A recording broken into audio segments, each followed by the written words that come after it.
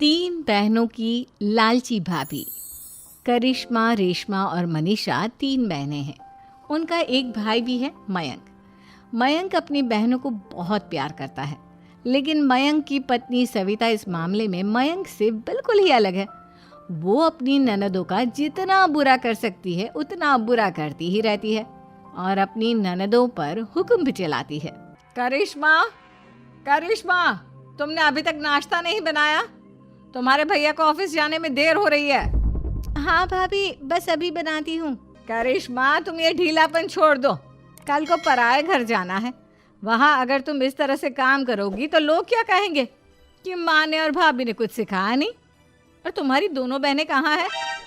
अब रेशमा मार्केट गई है और मनीषा सो रही है। क्या? सुबह के 8 बज रहे हैं और ये महारानी अभी भी सो रही है? ये कहते हुए सविता अपनी सास दुर्गा देवी के पास जाती है। माँ जी, देख रही हो अपनी बेटियों के तौर तरीके? क्या हुआ बहू, सुबह सुबह क्या कर दिया मेरी बेटियों ने?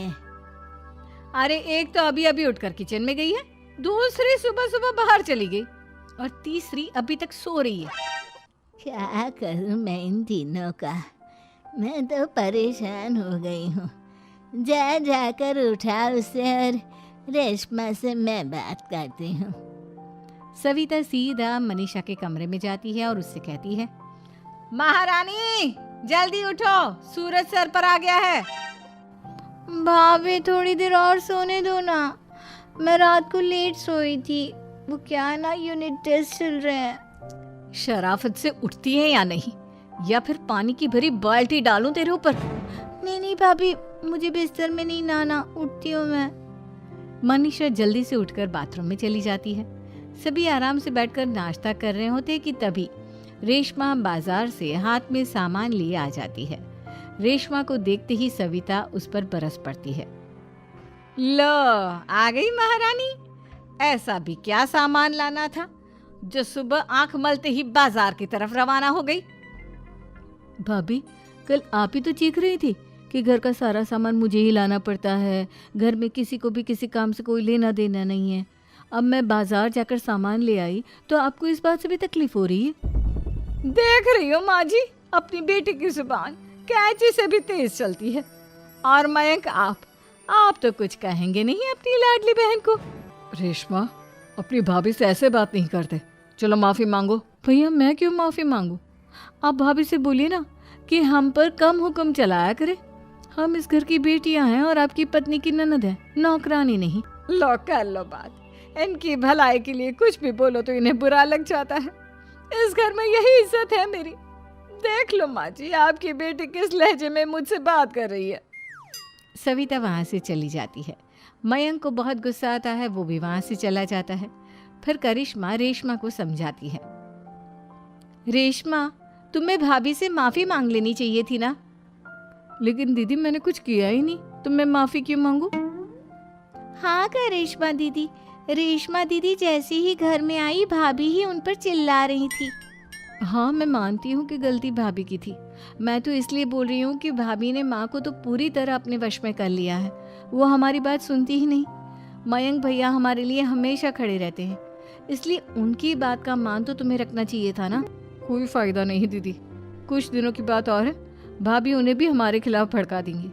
फिर वो भी माँ की तरह हमारी किसी बात का विश्वास नहीं करेंगे। इसी तरह सविता अपनी तीनों ननदों को किसी न किसी बात पर परेशान करती रहती थी। एक दिन मयंक अपनी तीनों बहनों के लिए गिफ्ट लाया। क्या रेशमा, ये तुम्हारे लिए हार का सेट। रेशमा, तुम्हारे लिए सुंदर सी ड्रेस। और मनीषा, तुम्हें किताबें पसंद है ना, तुम्हारे लिए किताबें लाया हूँ। थैंक यू भैया। थैंक यू भैया। थैंक यू भैया।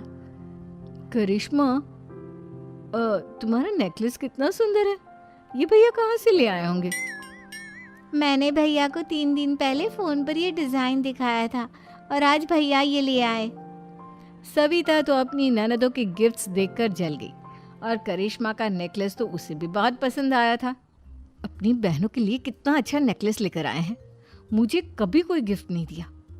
मैं आज ही ये हार चुरा लूंगी। रात में सविता करिश्मा का हार चुरा लेती है और इसी तरह उसे अपनी ननदों की जो भी चीज़ अच्छी लगती वो उसे मांगती नहीं, बल्कि रात के अंधेरे में चुरा लेती। इसी तरह दिन बीतते गए और सविता ने मयंक के दिल में भी उसकी बहनों के लिए नफरत पैदा कर दी। एक दिन मयंक ने करिश्मा और रेशमा के लिए रिश्ता देखा और ये बात उसने घर में सबको बताई। माँ, करिश्मा और रेशमा के लिए बहुत अच्छा रिश्ता आया है। वो लोग कल इन्हें देखने आ रहे हैं। आप और सविता मिलकर सारी तैयारी कर लेना। ये सुनकर करिश्मा और रेशमा खुश हो जाती हैं, लेकिन सविता सोचती है, अगर इन दोनों बहनों की शादी हो गई तो घर और बाहर का काम कौन करेगा? मनीषा तो एक नंबर की कामचोर है, उससे तो किसी बात की उम्मीद लगाना ही बेकार है। मुझे इस शादी को रोकना होगा। अगले दिन सभी लड़के वालों के स्वागत की तैयारी करने में लगे होते हैं। तभी मयंक अपनी बहनों से आकर कहता है, तैयार हो गई तुम दोनों? देखो, दोनों लड़के बहुत अच्छे हैं, मैं कोई कसर नहीं छोड़ना चाहता, इसलिए तुम उनके सामने अच्छे से बिहेव करना और अपनी भाभी से लड़ने मत लग जाना। करिश्मा, तुम वो नेकलेस पहन लो ना जो मैं तुम्हारे लिए लाया था। भैया, मैं बहुत देर से वो नेकलेस ढूंढ रही हूँ, लेकिन मुझे मिल ही नहीं रहा। क्या? तुमने नेकलेस खो दिया? तुम्हें पता भी है वो कितना महंगा था? तुम कोई काम ढंग से नहीं कर सकती। मयंक गुस्से में वहां से चला जाता है। थोड़ी देर बाद लड़के वाले भी आ जाते हैं। वो दोनों बहनों को पसंद कर लेते हैं और रिश्ता पक्का हो जाता है। लेकिन सविता के दिमाग में तो कुछ और ही खिचड़ी पक रही थी। वो पंडित जी के पास करिश्मा की कुंडली लेकर जाती है और उन्हें पैसे देकर करिश्मा की कुंडली बदलवा देती है। जब लड़के वालों के पास करिश्मा की कुंडली जाती है तो वो दुर्गा को फोन करते हैं। बहन जी, हमने करिश्मा की कुंडली अपने पंडित जी को दिखाई थी। आपकी बेटी की कुंडली नहीं बल्कि दोषों का पिटारा है। देखिए, मैं और मेरे पति इन सब बातों में बहुत विश्वास करते हैं, इसलिए हम आपकी बेटी से अपने बेटे की शादी नहीं करा सकते। इस तरह करिश्मा का रिश्ता टूट जाता है और सभी घर वालों को बहुत दुख होता है।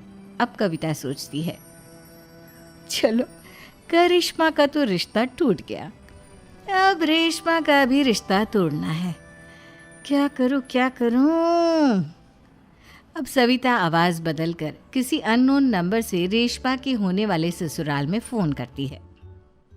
हेलो, मैं कौन हूँ कौन नहीं ये आपके लिए जानना ज़रूरी नहीं। बस इतना सुन लो कि रेशमा का 2 साल से किसी के साथ अफेयर चल रहा है। बस रेशमा का रिश्ता तोड़वाने के लिए सविता का इतना कहना काफ़ी था। अब रेशमा का भी रिश्ता टूट गया। मयंक और दुर्गा देवी ने रेशमा को खूब खरी खोटी सुनाई और उससे बार बार उस लड़के के बारे में पूछने लगे। आप दोनों मुझे क्यों परेशान कर रहे हो? अरे कोई लड़का होगा मेरी लाइफ में तो मैं बताऊंगी ना। जब कोई है ही नहीं तो कहाँ से लाऊं मैं कोई लड़का? तो तेरे होने वाले ससुराल वालों को फोन किसने किया था? माँ, मैं नहीं जानती किसने फोन किया था, मैं सच कह रही हूँ। मैं तो पहले ही कह रही थी इसकी लगाम खींच कर रखो, लेकिन मेरी सुनता ही कौन है। आप चुप रहिए भाभी, ये सब आपका ही किया धरा है। अब तीनों बहनों को विश्वास हो जाता है कि ये सब उनकी भाभी ही कर रही है। तीनों बहनें अपनी भाभी को सबक सिखाने के लिए एक वकील कर लेती है और घर में हिस्सा मांगना। देखो भैया, माँ बाप की जायदाद में जितना बेटों का हक होता है उतना ही बेटियों का, इसलिए इस घर के 4 हिस्से होंगे और हमें अपना हिस्सा चाहिए। मैंने तुम्हारे लिए क्या क्या नहीं किया और तुम इस घर में हिस्सा मांग रही हो? भैया, आप और माँ हम बहनों की कोई बात नहीं सुनते हो और भाभी हमारी शादी नहीं होने देगी क्योंकि उन्हें लगता है कि आप हमारी शादी में ज़्यादा पैसा लगाओगे और उन्हें हम जैसी फ्री की नौकरानी कहाँ मिलेगी। तो हम भाभी के साथ तो रह नहीं सकते, हम बहनों को अपना हिस्सा चाहिए। अरे तुम्हें शर्म आनी चाहिए अपने भाभी पर ऐसा इल्जाम लगाते हुए। वो तुम्हारे बारे में कितना सोचती है। हाँ माँ, भाभी हमारे बारे में बहुत सोचती है। दिन रात बस यही सोचती रहती है कि किस तरह से अपनी तीनों ननदों को परेशान करूं और कभी मुझे पढ़ने भी नहीं देती। दोनों बहनों का रिश्ता भी तो इन्होंने ही तोड़वाया है और रात में हमारे कमरे में आकर हमारी चीजें भी चुराती हैं। इसी तरह सविता की तीनों ननदें अपनी बात पर अड़ी रही। अब कोर्ट में तारीख भी शुरू हो गई। जब सविता को लगा कि उसकी तीनों ननद इतनी आसानी से नहीं मानने वाली, तो उसने अपने पति और सास को सारी सच्चाई बता दी और अपनी तीनों ननद से माफ़ी मांगी। मयंक और दुर्गा को भी अपनी गलती का एहसास हो गया। अब सविता खुद करिश्मा और रेशमा के लिए अच्छा रिश्ता ढूंढती है और उनकी शादी करवाती है।